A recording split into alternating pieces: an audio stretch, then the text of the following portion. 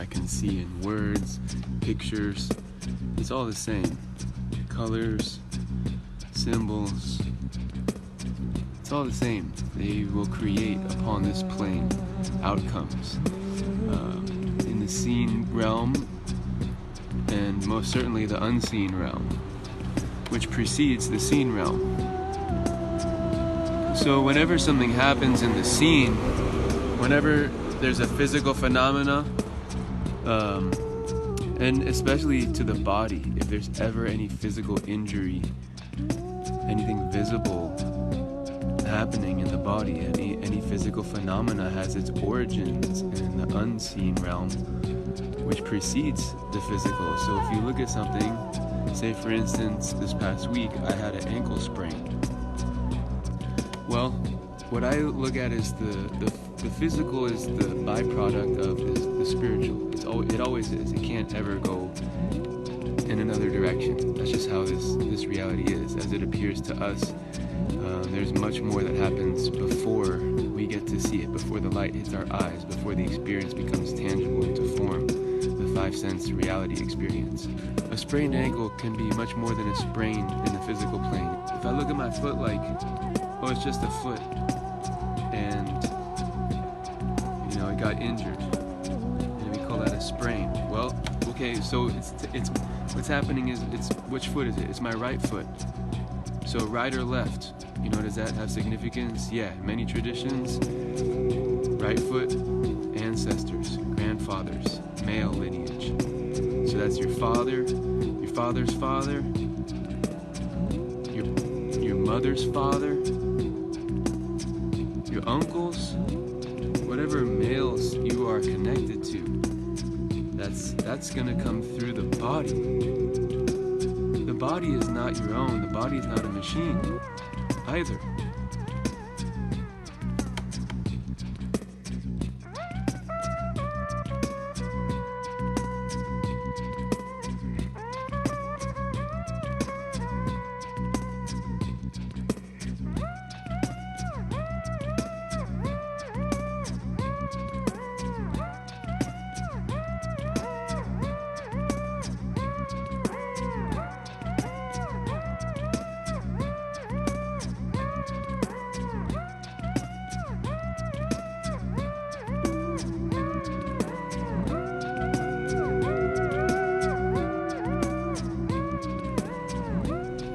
We gotta relearn what this body is composed of. And maybe doctors have the gift of being able to fix the physical, to bring remedy on the physical plane, but that's the Band-Aid effect. It doesn't recognize what the root system is. Because it could be profound. That ankle could be like the ancestors talking to you saying, hey, slow down. I need to talk to you, because if you keep on living your life in the way that you do with your habitual thought forms and your tendencies, I'm not going to be remembered, and I need your help, son. I want you to do something for me because I'm struggling. So the person with the ankle injury has an opportunity to be slowed down and meditate upon, okay, what are the sensations that are arising from this? What are the thought forms? What's the quality of mind that arises from this? And maybe is there something I need to listen deeper to? What do I need to pay attention to? And those answers are typically found out in the outdoors, outside, with the sunlight upon you, if possible. Feet in the earth, connecting to trees. Because the answers are ancient, is what I'm beginning to find. Nothing that happens to me is new. Nothing that happens in my experience is new. It's preordained, it's destiny, it's an experience that's been in play for eons. And that's because, the reason I have this awareness is because I've done so much work on healing the brokenness in my psyche and in my lineage. And I can explain more of that in another moment. How? Because everybody's doing it, is what I see. And if you're not doing it, at some point you'll connect to it. Hopefully this life. Hopefully this life.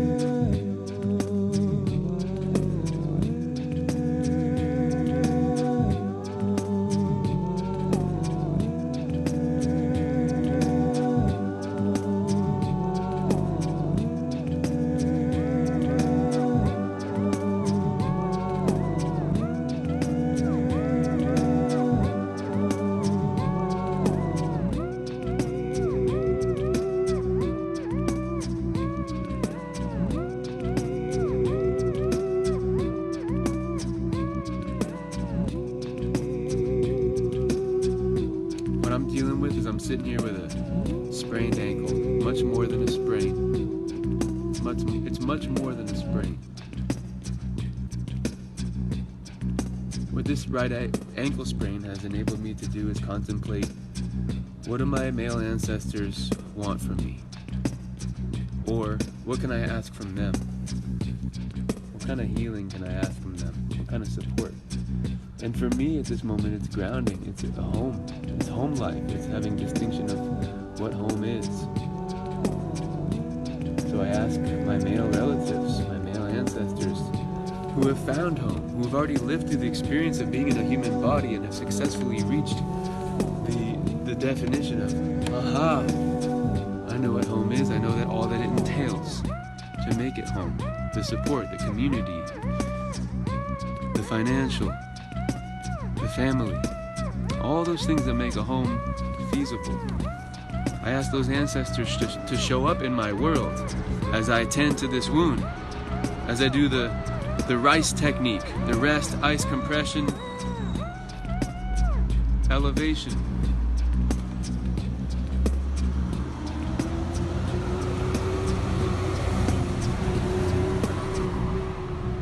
And as that garbage truck passes me,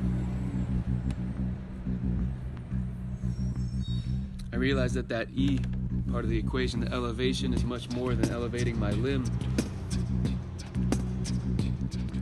so that the inflammation can be lessened. It's about elevating the quality of my mind. Anytime there's an injury, it's an opportunity to elevate one's thoughts to a higher plane. So Reiki has been a huge part of my life. Whenever there is dis-ease of any kind, disease, illness, or dis-ease, discomfort, any form of discomfort, is an opportunity to stop time.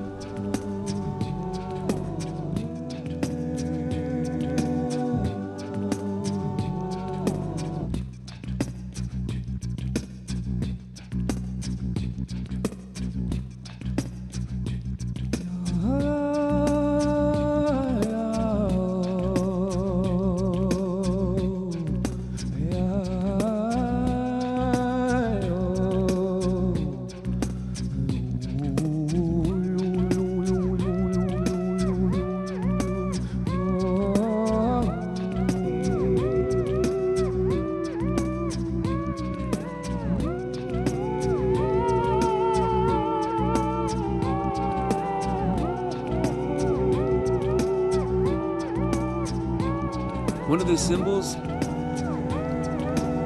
that has such an importance for human beings on this planet at this time to know about is simply the first Reiki symbol, the power symbol, the Reiki symbol, the symbol that allows one to connect their consciousness to the ever-flowing fountain of pure source energy. You know, what do we have for that in English? We have the three-letter symbol of G-O-D. But that's been blasphemized, retranslated, twisted, distorted, manipulated so many times, it's difficult to truly get to it. For me, I use the other symbols to find the G-O-D, namely the Reiki symbol. And when we bring that into our experience, if we're having any sort of dis-ease, discomfort, emotional, physical, spiritual, mental, we'll elevate our thoughts. With practice, with time, cultivation, we elevate our thoughts to be able to perceive the deeper meaning. And as we perceive the deeper meaning, the physical energy will heal, will become more balanced, because what is being asked of us, we are performing. We're being asked to listen on a deeper level. The universe is saying, slow down. Everybody needs to slow down. Even the people who think they're slowed down already probably need to slow down, and that's me.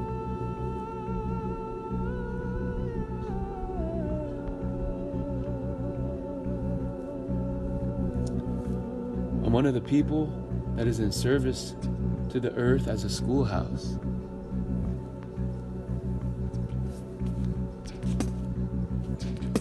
And the way that I view what this is, this earth, when it comes down to it, when all is said and done, when we take our last breath and we re-emerge, when our consciousness re-emerges on the other side, what we discover in that moment was that all this was an emotional schoolhouse.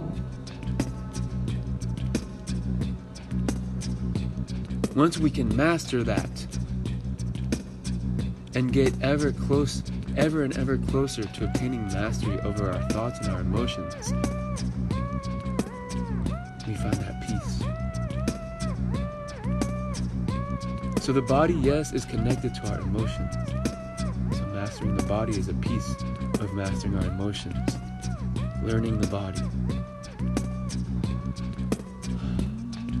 So my advice for anybody who's on this emotional schoolhouse is to pursue concepts in Buddhism, because that's the mind. Buddhism means the enlightened mind, the mind that has been lit up with awareness, with heart, with compassion, power, and wisdom. So in Buddhism, they have the 5 emotional poisons. We need to know what those are. Why? Because these experiences are the ones that keep us on the wheel of forgetting, the wheel of samsara, the wheel of suffering. It doesn't stop. It's in our mind. The mind don't stop. And what are the 5 emotional poisons? Attachment, or desire, or lust, grasping, that's 1. Ignorance, that's symbolized by a pig, because the pig doesn't have the ability to look up. It doesn't look at the stars, contemplate a greater reality. It's just perfectly fine with its head in the mud, slop, slop, slop, eating food, whatever it's handed. Ignorance, so that's why the pig symbolizes ignorance. As intelligent as a species as they are, which they are, and very emotional beings. What it's meant by that is the ignorance of not seeking a greater reality beyond this one, physical form. And the 3rd is anger, hatred, rage. That's a poison.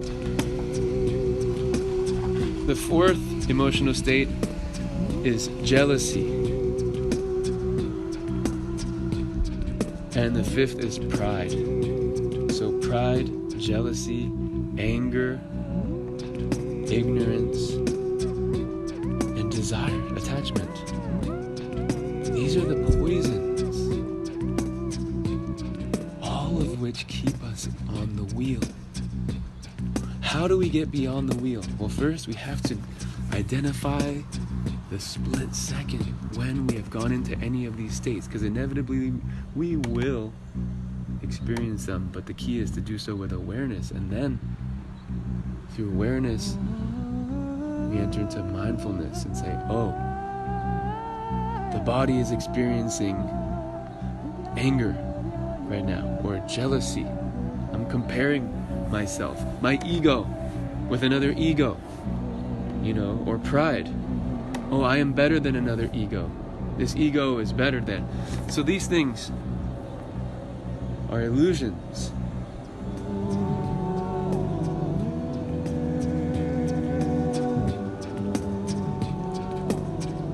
So at the very moment, if we can identify when we move into one of those vibrational states, one of those feeling states, what is going on in the mind, in the body, and what can we do to interrupt? Go outside, go in the sunlight, shake your body, shake, make sound. Move the energy, change the energy. I have deeper practices that I can share at another time, an emotional alchemy experience in which we use sounds. We use 15 specific sounds to change the emotional energy.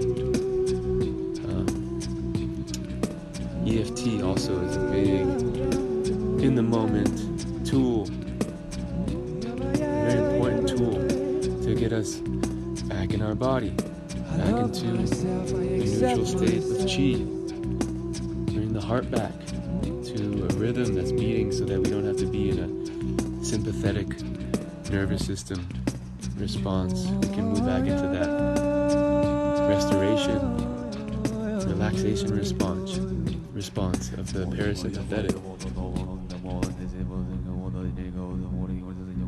need parasympathetic more and more because all the distractions of life are nudging us toward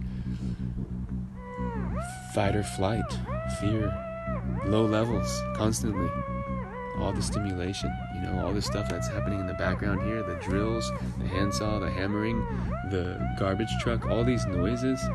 This affects life, and we don't realize it, but our physiology is responding, and we only realize it when we get real quiet. We go up to the mountain where it's silent. Or we go to a river and hear the flow. Then our nervous system really kicks back.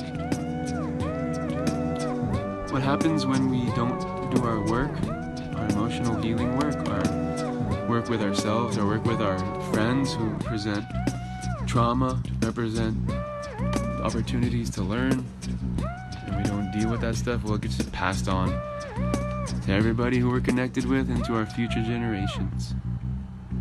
And because all it is from our previous generations. 99.9% of the time. It's not just happening now through you or me. It started somewhere long ago. And we're just inheritors of a pattern of thinking, of breathing, of the mind. Every single emotional state and mental state has a breathing pattern associated with it. Every breathing pattern has an emotional state and a mental state associated with it. So let's say you're looping thought forms that are negative. Watch your breath. How are you breathing? Are you holding it? Is it shallow? Are you having a pause between the exhale and the inhale? Are you having a pause between the inhale and the exhale? Look for it. I like to practice something that I learned in a system called Kunlun, called the one breath. It's a really easy breath to do. A 2/3 full breath through the nose. It's not a full breath, it's 2/3 full, and there's no pause between the inhale and exhale.